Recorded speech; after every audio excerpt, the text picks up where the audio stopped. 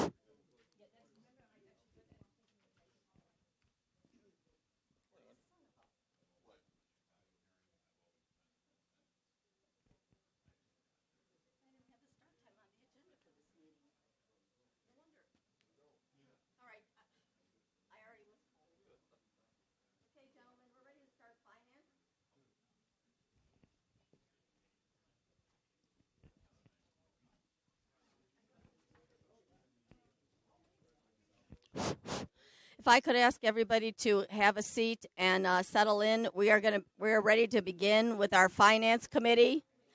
So I would like to remind everyone that we audio and video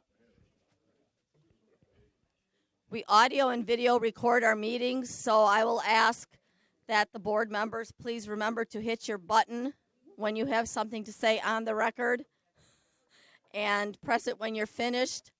As for the members of the public, I ask that you do the same. With that, I will turn it over to Director McGallis, the chairman of our Finance Committee. Thank you, Audrey. I call the Finance Committee meeting to order. Would the Secretary please call the roll? Director Colson. Director Groven. Director Cotel. Here. Director Lewis. Here. Director Melvin. Here. Director Troiani. Here. Director McGallis. Here. We have a quorum of 7 present with no absent.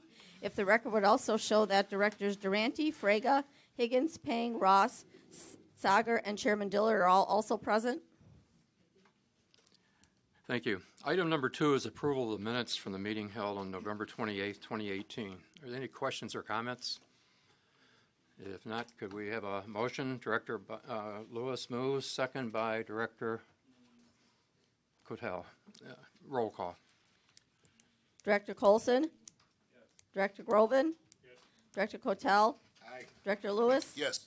Director Melvin. Yes. Director Troiani. Yes. Director McGallis. Yes. 7 ayes and no absent. Thank you. Item 3A is the monthly financial results for October. B. Good morning. Eva De Laurentiis, our budget principal analyst, will be presenting today. Good morning. Morning. Today I'm presenting the year-to-date financial results through October. The October results were good and improved the service board's positions on a year-to-date basis. Notably, regional ridership numbers have improved through October, as have net results.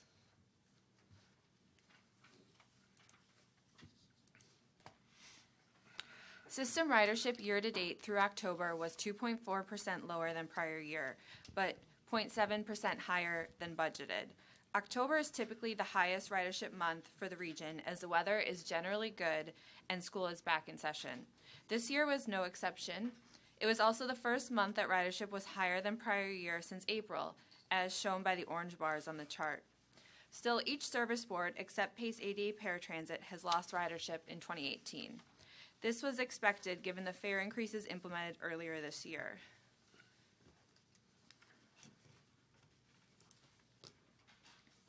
Back on the summary table, CTA and Pace ADA reported year-to-date ridership results above budgeted levels, while Metra and Pace both recorded ridership shortfalls through October. Operating revenue was $5.6 million, or 0.6% unfavorable to budget. The shortfall is primarily due to the 50% reduction in assumed reduced fare reimbursement from the state. Despite the shortfall, each service board improved their variance to budget in October. Pace's operating revenue variance was 5.7% unfavorable, highlighted in red, as unfavorable ridership led to unfavorable fare revenue on top of the reduced fare funding reduction, while ADA Paratransit is highlighted in light blue due to the favorable fare revenue and favorable ancillary revenue.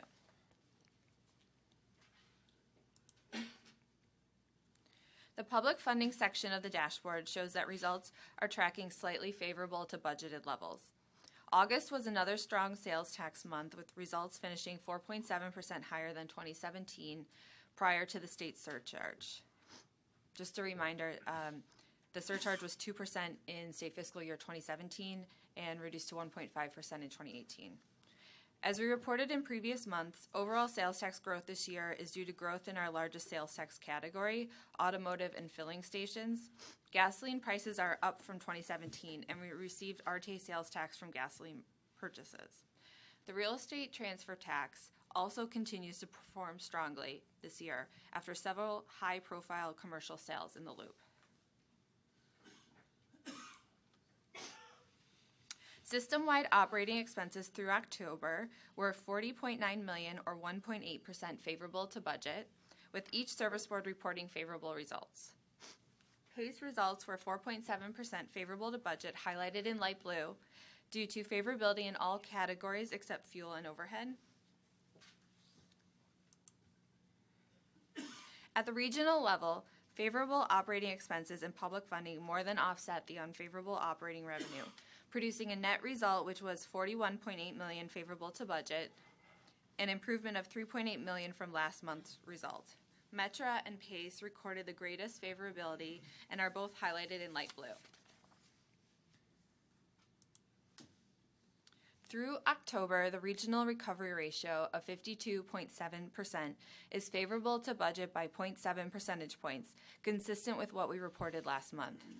The fair recovery ratio of 37.8% and the all-revenue recovery ratio of 44.3% were both significantly higher than prior year, reflecting the impact of the service board fare increases.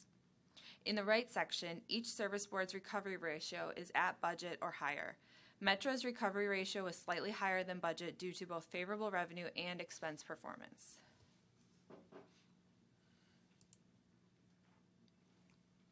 In summary, the service board results and regional recovery ratio are looking very solid as we approach the end of the year. Each service board has done a good job controlling expenses to offset the impact of lower reduced fare funding from the state. On the revenue side, favorable ridership results in October have helped the bottom line. The service boards have also worked hard to grow their other revenue to help close the gap. This concludes my remarks. I would be happy to answer any questions. Thank you. Are there any questions or comments? It's obvious that the service boards are keeping an eye on their costs, and that's why we're able to come through with the fare box recovery ratio requirement by them doing that. So they've been doing a good job. Any other questions or comments? If not, we'll move on to item 3B, and it's a presentation of the project management oversight, the PMO report. B. Violet Gergel-Gunka, our director of our project management oversight office, will be presenting today. Thank you. Thank you, B. Mr. Chairman, members of the committee, good morning. Today I'm happy to present the current report on project management oversight. You received the PMO report as part of your board packet, and it includes details for every project. The report was designed to make it straightforward for our board members to easily see progress, issues, and risks for the transit capital projects in the region.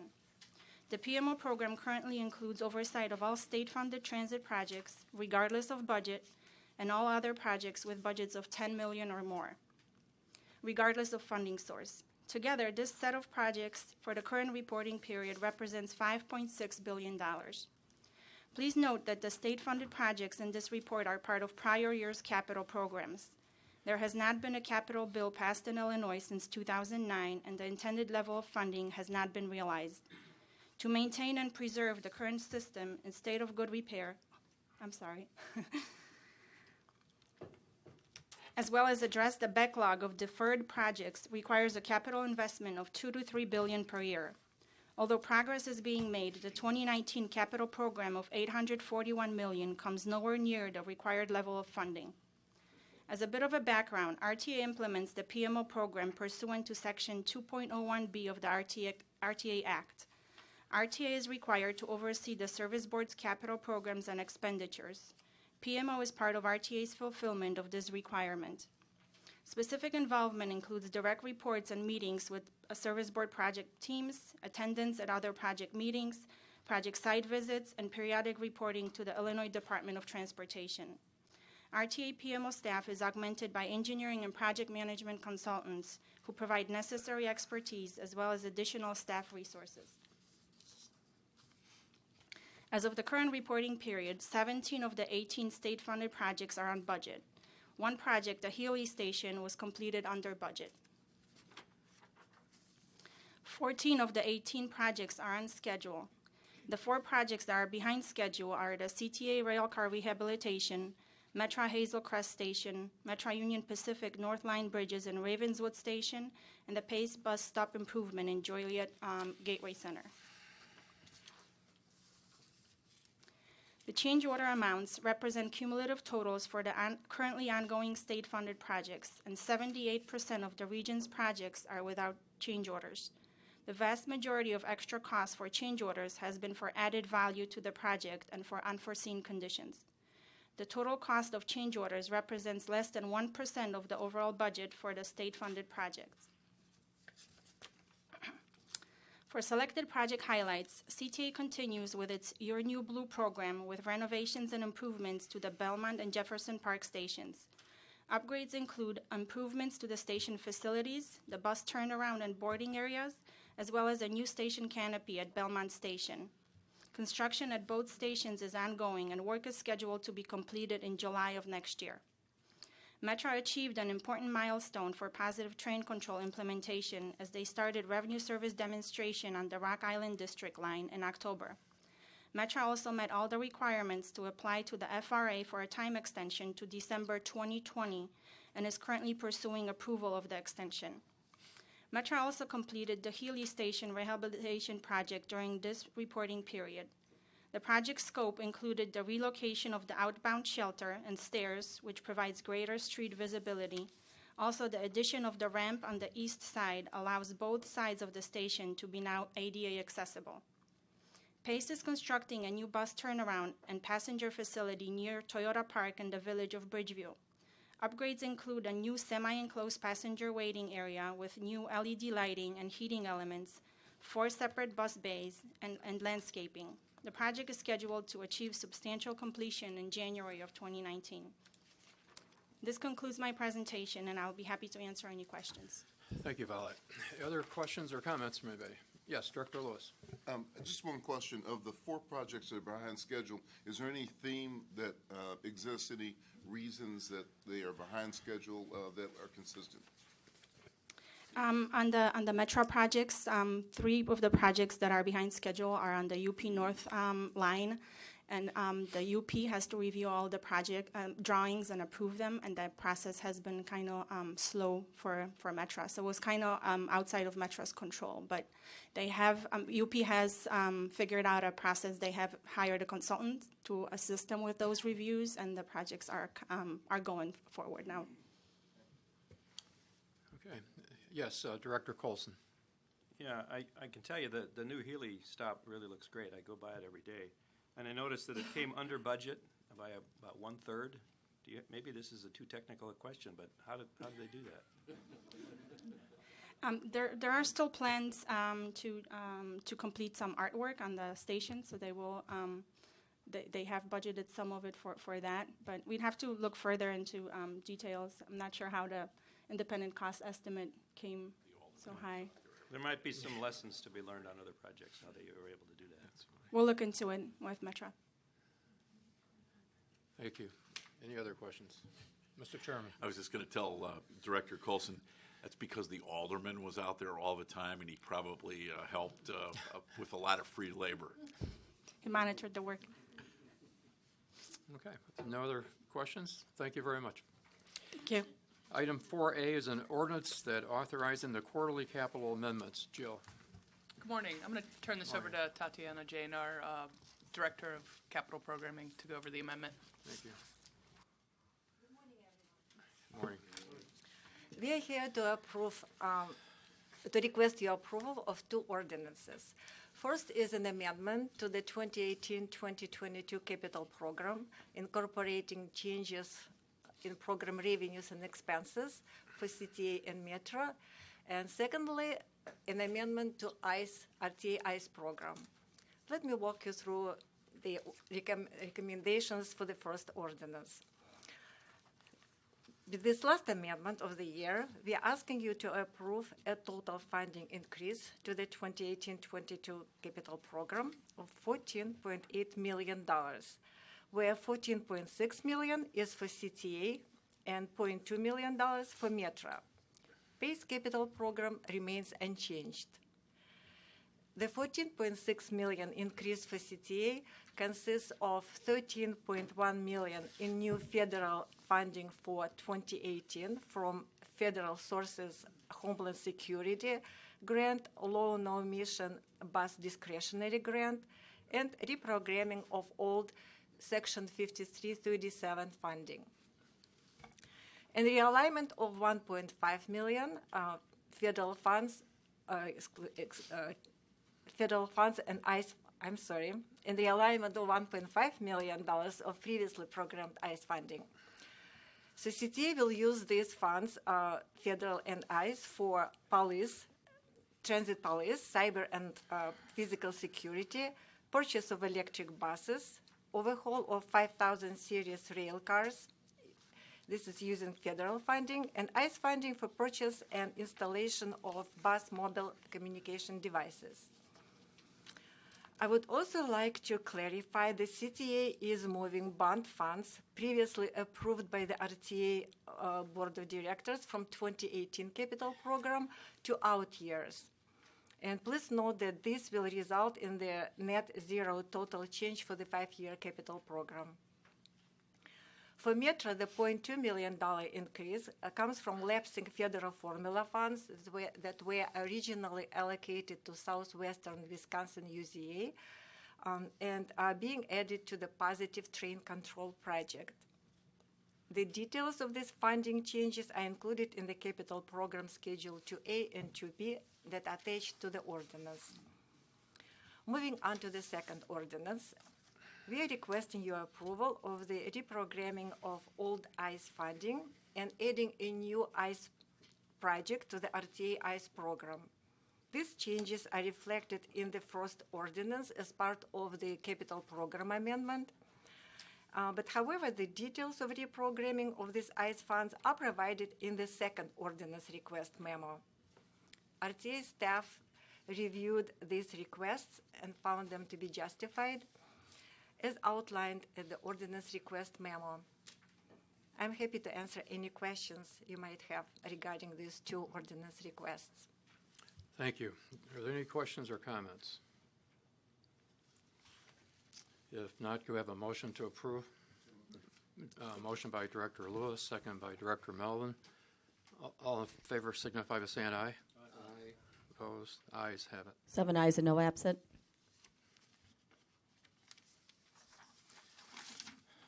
Item 4B is the ordinance adopting the 2019 Regional and Service Board budgets. B. So this will be the culmination of the budget process. Thank you all for your support, and certainly, thank you to the service boards. Again, a very collaborative process.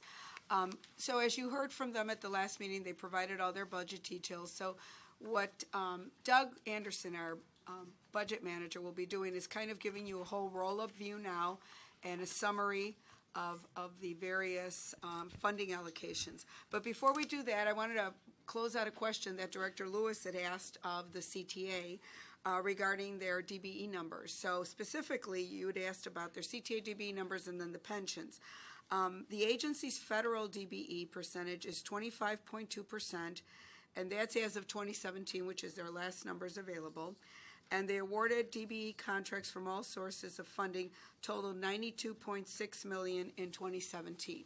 So they don't have their total 2018 numbers. Then you also asked about pension, and there it's looked at as WMBE, right? Women, Minority Business Enterprises as well. And CTA pension fund percentage was 32.8% as of October 30th. And the market value of that was $577 million. We can send you an email with this, but I know that was an open question from last time. So now we'll proceed with Doug giving the budget presentation. Good morning. Doug Anderson, Manager of Operating Budgets and Analysis. As I begin my presentation, I'd like to thank the RTA budget staff, Nora, Evan, and Tim, as well as the RTA Capital Group for their efforts on the 2019 RTA regional budget. Each budget season presents a unique set of challenges. Let's start with a recap of the 7-month process that has led us to today. On May 17th, the RTA Board approved and released the 2019 budget call. The budget call defined the information requirements that the service boards follow in the development of their budgets. We'd also like to thank the CTA, Metra, and PACE leadership for a collaborative effort which resulted in a funding agreement adopted unanimously by the RTA Board on August 23rd, 3 weeks prior to the September 15th statutory deadline. The service boards each submitted their budgets and capital programs to the RTA on time on October 11th. The CTA, Metra, and PACE boards adopted their 2019 budgets and capital programs at their November board meetings. This slide shows the RTA 2019 budget and capital program county board presentation and public hearing schedule. Bee and Leanne briefed each of the 6 county boards on the 2019 regional budget and capital program. The proposed 2019 regional budget and capital program has been available for review and comment on the homepage of the RTA website since November 19th. At the RTA Finance Committee meeting on November 28th, the service boards presented their budgets and fielded your questions, and B presented the proposed 2019 RTA agency budget. This year's RTA public hearings were held simultaneously on November 28th at the RTA headquarters and locations in suburban Cook County and each of the collar counties. Live streaming of the Finance Committee and board meeting on the RTA website, as we do every month, provided the public with the opportunity to see the service board and RTA presentations. The public could then state their comments either here at the RTA headquarters or submit them from the RTA staffed remote locations or from anywhere with internet access. Comments could also be made via email. One person attended the public comment portion of the hearing after the RTA Finance Committee and board meetings here at our headquarters. In addition, we received several comments via email that we have forwarded to the board. Finally, after today's Finance Committee meeting, at the start of the board meeting, we will hold an additional comment period for members of the public to speak directly to the RTA board. Let's now examine the revenue side of the proposed 2019 regional operating budget. As you are aware, the state 2019 budget imposed a 1.5% surcharge on RTA sales tax collections and a 5% reduction in the state PTF match of the sales tax and RET. The 1.5% sales tax surcharge translates into $19 million annually, and the 5% PTF reduction resulted in a $10 million impact to 2019 budgeted revenues. Both were reflected in the 2019 funding allocations, which also assumed no PTF reduction beginning with the state fiscal year 2020 budget. Total revenue for 2019 operations is projected at $3.1 billion. Sales tax receipts of $1.3 billion are the largest revenue component at 41% of the total. With no fare increases planned for 2019, the Service Board operating revenue is projected to be unchanged from the 2018 budget at just under $1.2 billion. This is the second largest revenue component at 39%. The state's public transportation fund match on the RTA sales tax and RET amounts to $397 million. Reimbursement from the state for debt service on Strategic Capital Improvement Program, or SCIP bonds, is expected to hold steady at $130 million. The real estate transfer tax levied in the city of Chicago to fund CTA operations is projected to be unchanged from 2018 at $67 million. Finally, other revenue, including state ADA paratransit funding, federal funding for operations, and RTA agency revenue, represents 1% of total revenue for operations. Now we'll look at 2019 operating expenses, which are projected to grow by 3.0% from the 2018 budget. Collectively, the Service Board operating budgets account for more than 90% of regional expenses. CTA's operating budget comprises just over half of regional expenses, followed by Metra at 27%, PACE Suburban Service at 8%, and ADA Paratransit at 6%. Each of the Service Board budgets is balanced and meets or exceeds its required recovery ratio.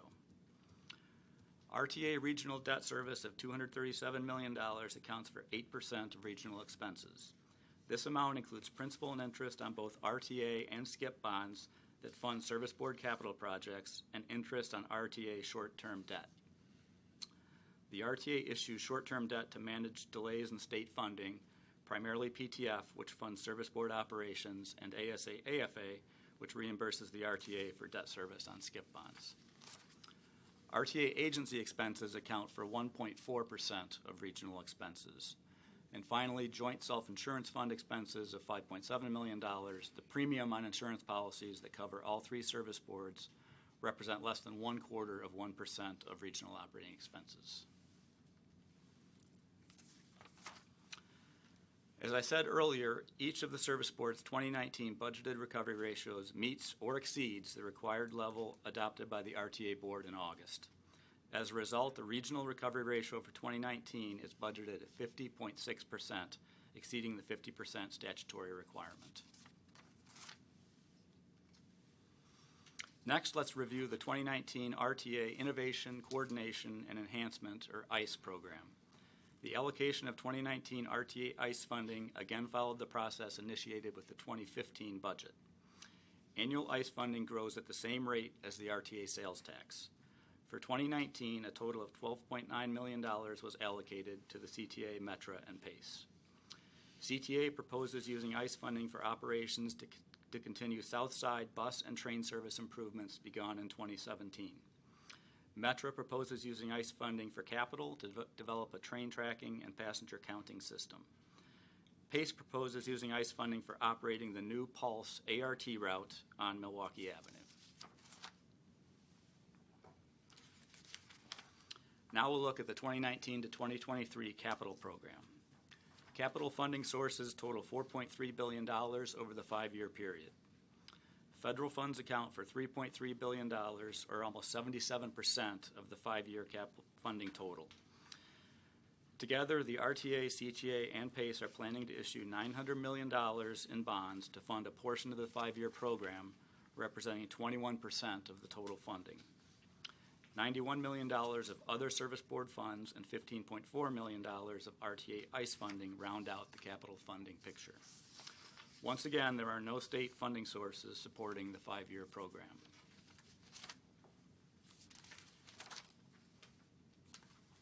The proposed 5-year capital program is balanced at $4.3 billion of expenditures, with $841 million programmed in 2019. Note that these amounts are significantly below the $2 to $3 billion of annual capital funding that would allow the region to make significant improvements and keep the region's state of good repair backlog from growing. For the 5-year program, CTA's portion of expenditures is 66% of the total, Metra's is 27%, and PACE's is 7%.